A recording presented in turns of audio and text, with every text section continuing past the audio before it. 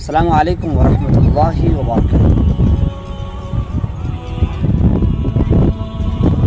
آج جو اسٹوری میں آپ کے سامنے پیش کرنے والا ہوں،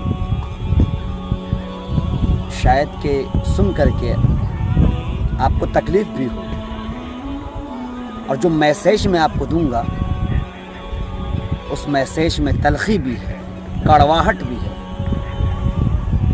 اس میسیج میں آپ کو تکلیف بھی ہوگی، اس میسیج میں آپ کا دل ٹوٹے گا، اور ہو سکتا ہو آپ مجھے گالیاں بھی دیں، ہو سکتا ہو مجھے دقیانوس قرار دیں، میرے نظریے کو دقیانوسی کی طرف منسوب کریں، ہو سکتا ہے، لیکن مجھے اس بات کی پرواہ نہیں، کیونکہ کئی فون میرے پاس آئے جس کی بنیاد پر میں نے مناسب سمجھا کہ اس فیکٹ اسٹوری کو آپ کے سامنے پیش کر دوں۔ حقیقت ہے کہ وہ ہمارے گاؤں سماج کا رہنے والا جو خط افلاس کے نیچے کرا رہا ہوتا ہے، غربت کی زندگی گزارنے پر مجبور ہوتا ہے، ان کے پاس تو کھانا بھی نہیں کہ وہ آسودگی کے ساتھ اپنا پیٹ بھرے، اس کے پاس تو کپڑے بھی نہیں ہوتے ہیں، ایسے کپڑے بھی نہیں ہوتے ہیں کہ وہ اپنے زیب تن ہو کر کے کسی فنکشن میں یا کسی پروگرام میں شریک ہو سکے۔ اگر وہ شریک ہوتے بھی ہیں، ان کے کپڑوں میں مختلف پیوند کاریاں کی جاتی ہیں، لوگ انہیں حقارت کی نگاہوں سے دیکھتے ہیں۔ آخر ان کی کون سی غلطی ہے ایسی جس کی وجہ سے انہیں حقیر سمجھا جا رہا ہے؟ اس سے بھی آگے بڑھ کر ظلم تو اس وقت بھی ہو جاتا ہے جبکہ اس کے گھر اگر بیٹی کی پیدائش ہو، پریشان ہو جاتے ہیں، ماں الگ پریشان ہے، باپ الگ پریشان ہے، اگر 5 بیٹیاں ہو جائیں تو زندگی دو بھر ہو جاتی ہے، نہ کھانا اسے اچھا لگتا ہے، نہ زندگی اسے اچھی لگتی ہے، پریشان ہوتے ہیں، دن رات وہ تڑپتے ہیں۔ وہ بیٹی جو بڑی ہو چکی ہے، اس کی شادی کیسے کروائیں؟ کیونکہ ہم جیسے نوجوانوں نے لڑکی والوں پر تو ظلم و ستم کے پہاڑ توڑ دیے ہیں۔ مجھے معاف کیجیے گا نوجوانوں، میں آپ سے نہیں کہتا، میں اپنے آپ کو سامنے رکھ کر آپ کو میں مخاطب کر رہا ہوں۔ پہلے میں اپنے آپ سے مخاطب ہوں، پھر میں آپ سے مخاطب ہوں۔ کیا یہ ہماری طرف سے ظلم نہیں ان لڑکی والوں پر جنہوں نے اپنی بیٹیوں کو 15 سال، 16 سال، 17 سال، 18 سال شفقت کے سائے میں پالا ہے، محبت کے سائے میں پالا ہے، اور آج ہم جب ان کی بیٹیوں سے شادی کرتے ہیں، ہماری زبان تلخ ہو جاتی ہے، ہماری مانگیں بڑھ جاتی ہیں کہ اللہ نے ہمیں قوت بازو نہیں دیے، کہ ہمارے پاس پیسے نہیں ہیں، کہ ہمارے پاس جاب نہیں ہے، جاب ہوتے ہوئے، نوکریاں ہوتے ہوئے آخر ہم کیوں ظالم بن چکے ہیں؟ ہمارے مطالبات کیوں زیادہ ہوتے جا رہے ہیں؟ آپ کو معلوم بھی ہے کتنی لڑکیاں ہیں جو رات میں سسک رہی ہیں، کتنی لڑکیاں ہیں جو رات میں انگڑائیاں لے رہی ہیں، ان کی خواہشات انہیں انگڑائیاں لینے پر مجبور کرتی ہیں۔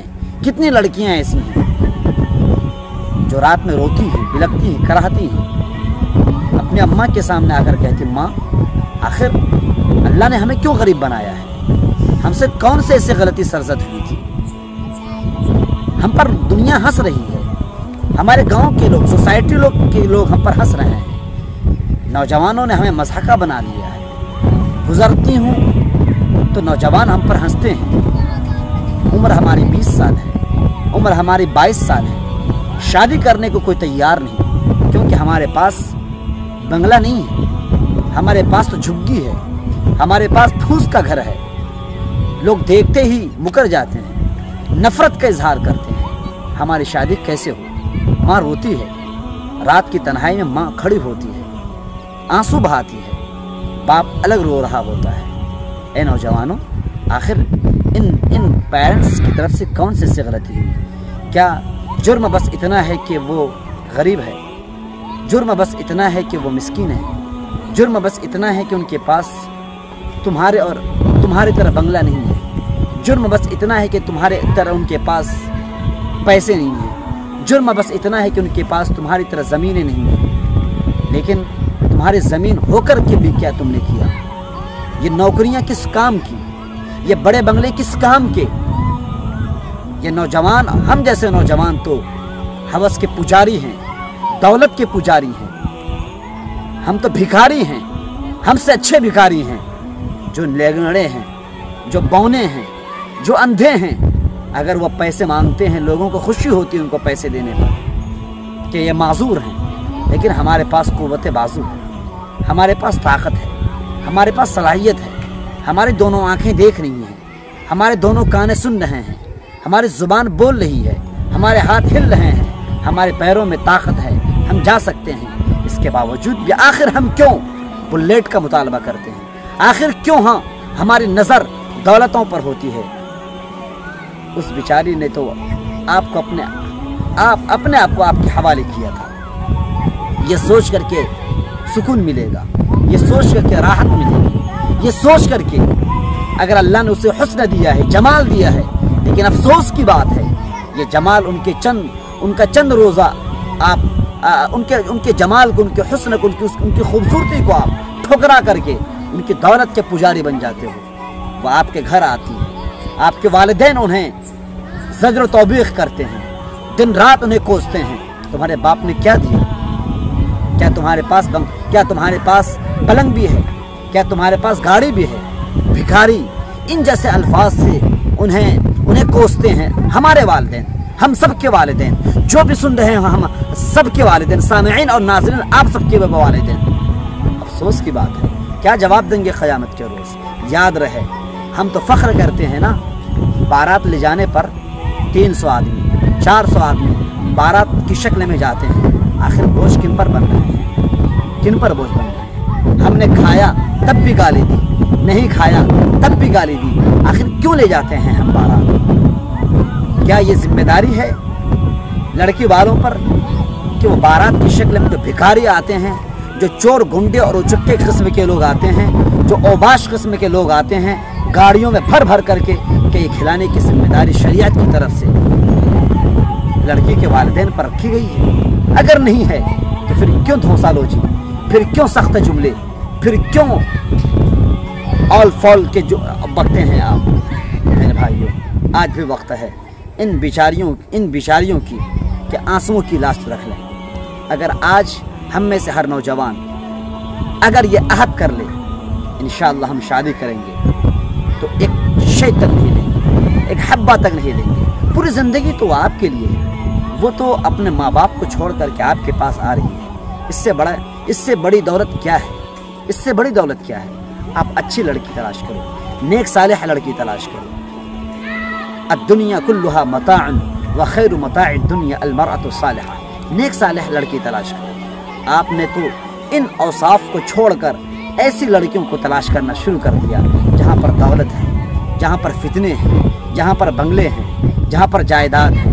جائیداد کی وجہ سے آپ جائیداد سے شادی کر رہے ہیں، آپ فتنوں سے شادی کر رہے ہیں، ان کے بنگلوں سے شادی کر رہے ہیں، لڑکی کے والدین کی دولت سے شادی کر رہے ہیں۔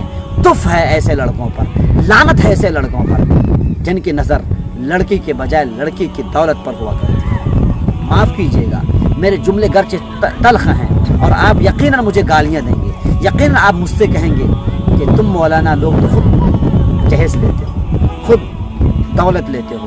میں اپنے آپ کو بھی کوسوں گا اور کوستا ہوں اگر میں نے جہیز لیا تو، لیکن میں کوسوں گا ان لوگوں کو بھی جن کے سر پر ٹوپی ہوا کرتی ہے، جن کے ناموں کے ساتھ مختلف القاب جڑتے ہیں، اگر وہ لیتے ہیں، اگر وہ باپ ہے اپنے بیٹوں کے لیے جہیز کا مطالبہ کرتے ہیں، اگر وہ شوہر بنتا ہے اپنے لیے جہیز کا مطالبہ کرتا ہے، ایسے لوگوں پر بھی اللہ کی لعنت ہے۔ یہ کوئی ضروری نہیں ہے کہ اگر وہ مولانا ہے یا عالم ہے ان کے لیے جہیز کا لینا درست ہو جائے گا۔ آپ کو اللہ نے قوت بازو عطا کی ہے، آپ کام کرو، آپ محنت کرو، آپ مزدوری کرو، لیکن خدا را لڑکی کے والدین پر بوجھ مت بنو۔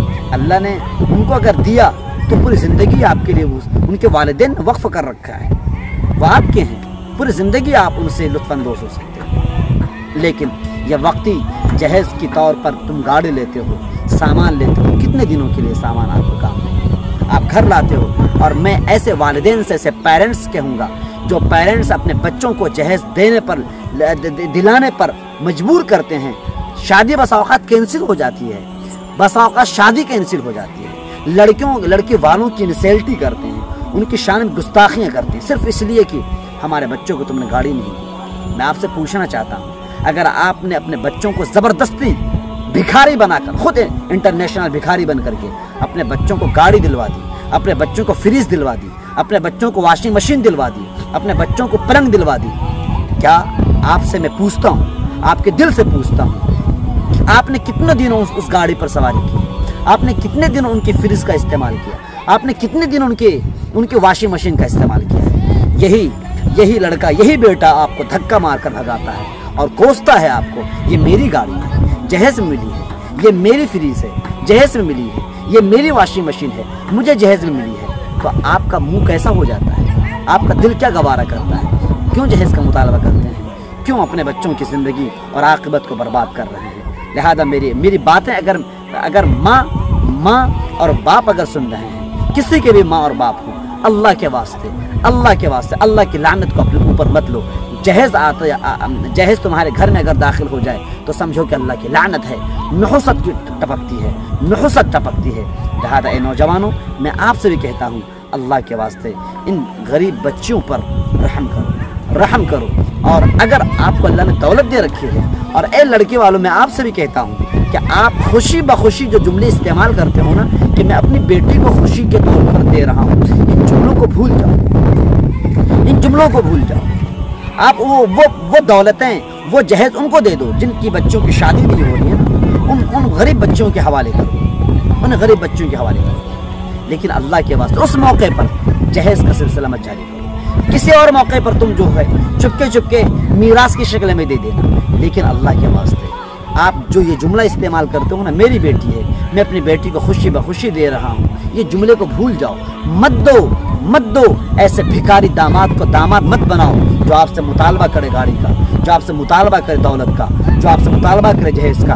ایسوں سے شادی مت کرواؤ، خواہ وہ انجینئر ہو، خواہ وہ ڈاکٹر ہو، خواہ وہ پروفیسر ہو، خواہ وہ کسی بھی عہدے کا مالک ہو، خواہ وہ بڑا سے بڑا عالم بن جائے، اگر وہ مطالبہ کرتا ہے جہیز کا، اللہ کے واسطے ایسے لالچی، ایسے بے حس، ایسے ضمیر فروش، ایسے بے غیرت شخص کو اپنا داماد مت بناؤ۔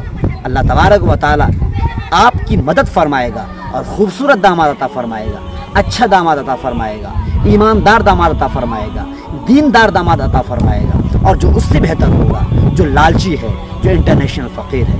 لہذا میں ان لوگوں سے بھی کہوں گا جس نے بھی شادی نہیں کی ہے، اللہ کے واسطے آپ بارات کو ختم کرو، آپ تنہا جاؤ، چند افراد کو لے کر کے چلے جاؤ، اپنے والد کو لے کر چلے جاؤ، اپنے نانا کو لے کر چلے جاؤ۔ ہونا تو یہ بھی نہیں چاہیے تھا۔ مختصر کلیم عاجز رحمت اللہ علیہ کا نام آپ نے سنا ہوگا، ان کی شادی کو آپ مثال بناؤ۔ بڑے امیر تھے وہ، اللہ نے دولت بھی سے بھی نوازا تھا، اور بہار کے وہ امیر جماعت بھی تھے، لیکن ان کی بیٹے کی شادی کا واقعہ آپ نے پڑھا ہے، بالکل معمولی سی شادی۔ آپ ندوۃ العلماء تشریف لے کر جائیں، وہاں پر حضرت مولانا سید سلمان حسینی دامت برکاتہم کی صاحبزادی کی شادی ہو رہی ہے۔ حضرت مولانا سید محمد رابع حسنی دامت برکاتہم جن کو نکاح پڑھانا ہے، ان کو بھی معلوم نہیں ہے۔ اللہ تعالیٰ نے ان کو نوازا ہے، اگر وہ چاہیں تو ہر ایک شخص کو جو وہاں موجود ہو گاڑیاں دے دیں، لیکن ایسا نہیں کرتے، کسی کو معلوم نہیں ہوتا ہے آخر ہم اور آپ کیا ہیں۔ میرے بھائی، لڑکے والوں اللہ کے واسطے آپ ظالم مت بنو۔ لڑکے والوں اب اللہ کے واسطے ایسے داماد کا انتخاب کرو جو دیندار ہو، جو نمازی ہو، جو جن کے اخلاق اچھے ہو، جن کا کیریکٹر اچھا ہو، جو اللہ والا ہو۔ انشاءاللہ ایسا داماد جو جہیز کا مطالبہ نہ کرنے والا ہو، جس کا ضمیر اچھا ہو، جس کی غیرت بلند ہو، انشاءاللہ وہ داماد آپ کے لیے زیادہ مناسب ہے اس داماد کے مقابلے میں، اس لڑکے کے مقابلے میں جو لالچی ہے، جو بے غیرت ہے، جو آپ سے مطالبہ کرتا ہے، وہ پوری زندگی مطالبہ کرتے رہے گا، اور بلکہ آپ کی بیٹی پر بھی وہ ظلم و ستم کے پہاڑ توڑتا رہے گا، وہ خود اور اس کے والدین بھی ظلم و ستم کے پہاڑ توڑتے رہیں گے۔ لہذا اللہ کے واسطے آپ ایسے لڑکوں کا انتخاب نہ کرو، اور اے لڑکوں تم بھی ایک بات میں آپ سے اور کہوں گا کہ آج جو مطلقہ جو لڑکیاں بہت ساری ہمارے معاشرے میں پڑی ہوئی ہیں، مطلقہ سے بھی شادی کرنے کا رواج ہونا چاہیے۔ جو بیوائیں پڑی ہوئی ہیں ان بیواؤں سے شادی ہونی چاہیے۔ ان کو ہم لوگ عیب سمجھتے ہیں۔ اگر ہم میں سے ہر کوئی خوشی بخوشی اپنے شوہر کو اجازت دے دے یا اپنی بیوی سے اجازت لے لے تو انشاءاللہ یہ جو ہمارا معاشرہ ہے ایک خوبصورت سا معاشرہ ہو جائے گا، ایک گلدستہ بن جائے گا۔ مطلقہ جو نوجوان لڑکی کا شوہر ابھی انتقال ہوا، ان سے کوئی شادی کرنے کو تیار نہیں، ایک بچہ ان کے گھر ہوا، شوہر کا انتقال ہوا، ان سے شادی کرنے کو تیار نہیں۔ انشاءاللہ اگر ہم نے یہ کام کیا تو ایک بہت بڑا کام انجام ہوگا۔ صرف نماز پڑھ لینا عبادت نہیں ہے، صرف روزہ رکھ لینا عبادت نہیں ہے۔ یہ حج کے ایام شروع ہو رہے ہیں، کتنے لوگ ایسے ہیں جو 3 حج 4 حج 5 حج کیے جا رہے ہیں۔ یقیناً ایک بار حج کرنا فرض ہے اگر صاحب استطاعت ہے، لیکن بہت سارے ایسے لوگ ہیں جو نام و نمود کو حاصل کرنے کے لیے شہرت اور ریا کے خاطر وہ حج پہ حج کیے جا رہے ہیں، اور کتنی بچیاں ایسی پڑی ہوئی ہیں جن کی شادی نہیں ہو رہی ہیں۔ لہٰذا اے لوگوں حج بھی کرو، لیکن ان بچوں کا بھی خیال کرو، اور مسیحا قوم ملت بن کر کے آپ ملت کی خدمت کرو۔ اللہ تبارک و تعالی جتنا آپ کو حج کا ثواب دے گا انشاءاللہ اس سے زیادہ ہو سکتا ہو، کیونکہ حقوق العباد ہے، اس سے زیادہ انشاءاللہ یہاں پر ثواب ملے گا۔ اللہ تبارک و تعالی ہمیں عمل کرنے کی توفیق عطا فرمائے۔ وآخر دعوانا الحمدللہ۔